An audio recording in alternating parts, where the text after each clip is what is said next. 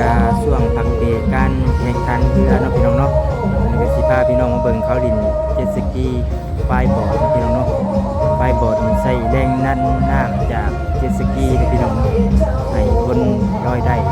เอามาเบิ่งลีลาเขาดินเลยเนาะพี่น้องเนาะ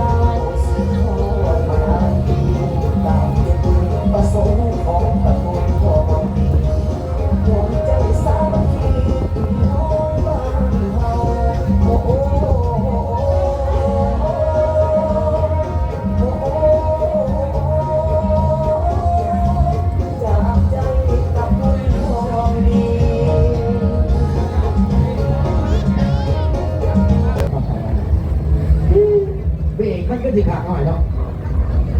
ว่ากันนักกระดิ่งเนี่ยเบรกจะได้มึงพ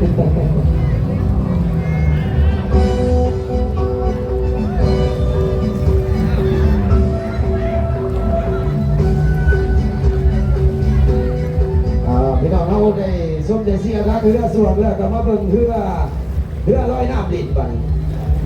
ผู้สองคนปั๊บผู้เดียวลงน้ำนี่จะหน่อยมันหัวดิ้งลงแล้วนี่ขึ้นไปเอาขึ้นจนสูงนะขึ้นจนสูงทิ่มไปจังหวะแห้งๆก็นี่